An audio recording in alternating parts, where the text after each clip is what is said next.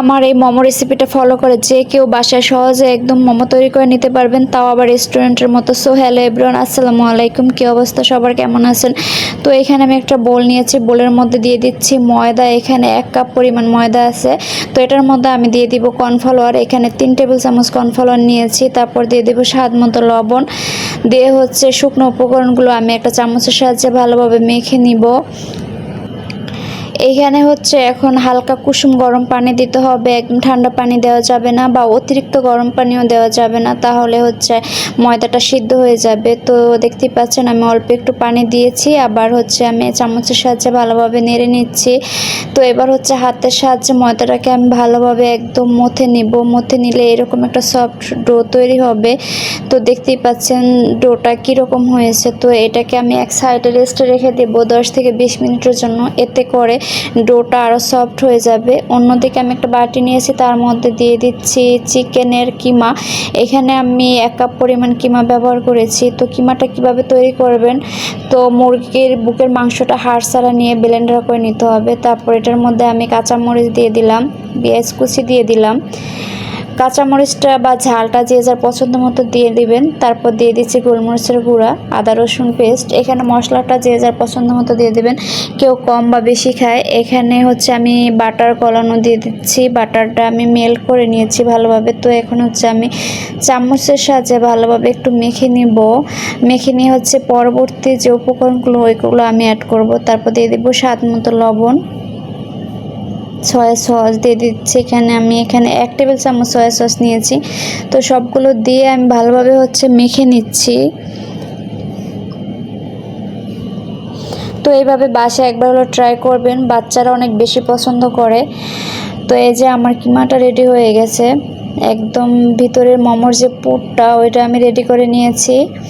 তো অন্যদিকে হচ্ছে আমি এখানে গার্লিক অয়েল তৈরি করব। তো আমি এখানে পর্যাপ্ত পরিমাণ তেল নিয়েছি, তার মধ্যে হচ্ছে রসুন কুচি দিয়ে এখন আমি রসুনটাকে ভালোভাবে হচ্ছে ভেজে নিব।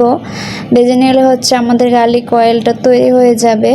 তো এই অয়েলটা আমাদের পরবর্তী কাজে লাগবে।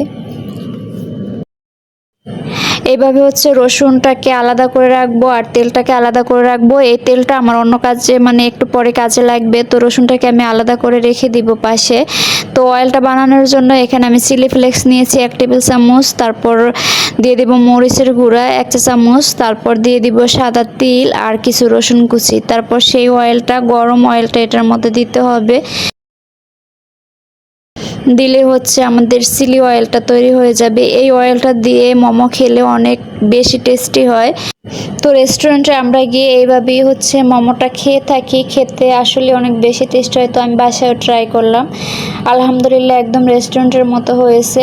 তো এই যে আমার চিলি অয়েলটা তৈরি হয়ে গেছে, এখন হচ্ছে আমি মোমোগুলোকে শেপ দিয়ে নেব।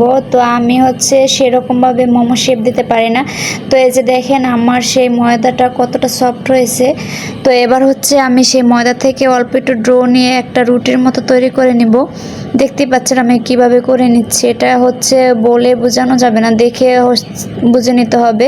তো এভাবে রুটি করে হচ্ছে মাঝখান থেকে কেটে তারপর আমি হচ্ছে একটা মোমো শেপ দিয়ে নেব। এই যে দেখতেই পাচ্ছেন আমি চাকু দিয়ে হচ্ছে রুটিটা মাঝখান থেকে এভাবে কেটে নিয়েছি। এবার হচ্ছে আমি একদম সহজভাবে এই মোমোর বাসটা দেখিয়ে দেবো। এটার ভিতরে হচ্ছে আমি পুরটা নিয়ে নিব।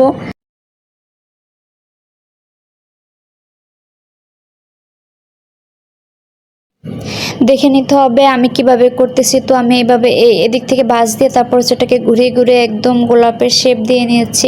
আমার কাছে মনে হয় এই বাসটাই সবচেয়ে সহজ। তো আমি এই বাসটাই সবগুলোকে দিয়ে নিয়েছি।